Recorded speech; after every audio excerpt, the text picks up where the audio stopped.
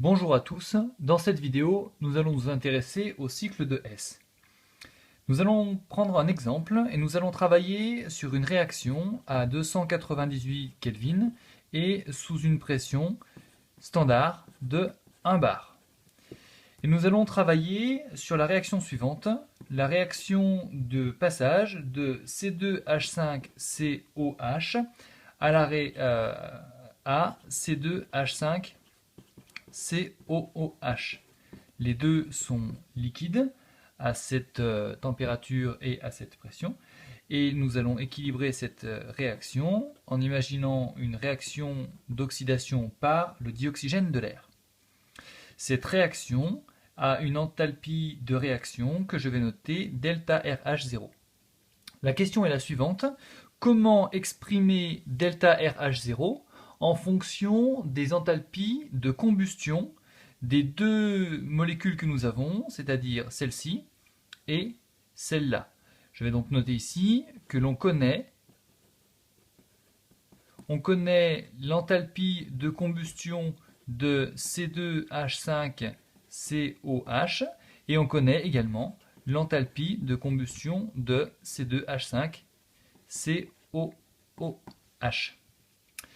Eh bien, pour cela, nous allons imaginer que nous allons faire la réaction par étapes. Et plutôt que de faire la réaction en une seule fois, nous allons d'abord considérer la combustion de cette première molécule. La combustion de cette première molécule contient du carbone, enfin la molécule contient du carbone, sa combustion va donc nous donner du CO2. Cette molécule contient de l'hydrogène, elle va donc nous donner H2O. Il nous suffit maintenant d'équilibrer cette réaction et nous voyons que nous avons 3 carbones, donc nous aurons 3 CO2, nous avons 5 et 1, 6 hydrogènes, il nous faudra donc 3 molécules d'eau.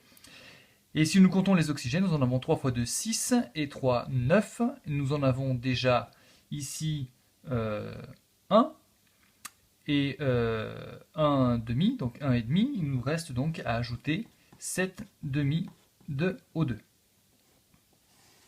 Je vais faire des cadres pour bien montrer les états, pour bien les faire apparaître. Pour passer de cet état 1 à cet état numéro 2, nous avons eu besoin de dépenser l'énergie enthalpie de combustion de C2H5COH. Nous pouvons maintenant, à partir de ces molécules-là, nous arranger pour retrouver cette molécule finale.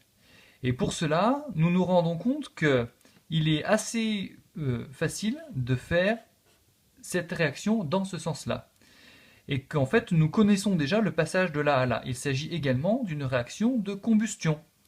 Et cette fois-ci, nous allons équilibrer cette réaction en passant de là à là, en constatant que nous avons 3 carbones, 3 CO2, nous avons 6 hydrogènes, 3 H2O, il ne nous reste plus qu'à ajouter 7 demi de O2.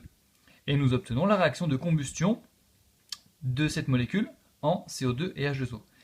Il est bien entendu que puisque notre réaction initiale était équilibrée, c'est-à-dire sans les O2 que j'ai ajoutés là, la réaction était équilibrée, donc nous avons bien le même nombre de chaque élément.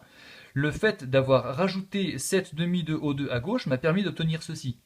Il est donc logique que le fait de rajouter 7 demi de O2 à droite me permette d'obtenir la même chose.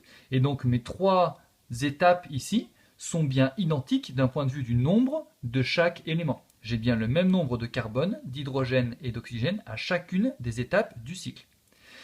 Maintenant, il me reste simplement à écrire que pour passer de là à là, j'ai dépensé l'énergie qui s'appelle enthalpie de combustion de C2H5COOH. Et voilà, le cycle est terminé. Le cycle nous permet d'expliquer que pour passer d'un état à un autre, il est possible de passer par une, deux ou plusieurs étapes intermédiaires. Les étapes intermédiaires sont choisies en fonction des données que l'on a dans l'exercice. Ici, nous connaissions les enthalpies de combustion.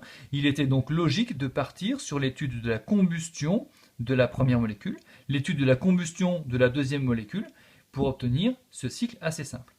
Pour terminer, il nous reste maintenant à écrire le lien mathématique entre toutes ces enthalpies de réaction en écrivant que pour passer de l'étape numéro 1, de l'état numéro 1 à l'état final, nous pouvons utiliser deux chemins, soit passer directement et dépenser l'énergie enthalpie de réaction, soit, et cela revient exactement au même, faire le détour en passant par cet état intermédiaire-ci, auquel cas nous allons dépenser, je suis les flèches, nous allons dépenser une première enthalpie qui est l'enthalpie de combustion de C2H5COH, et elle est dépensée avec un signe plus puisque je suis la flèche dans le bon sens.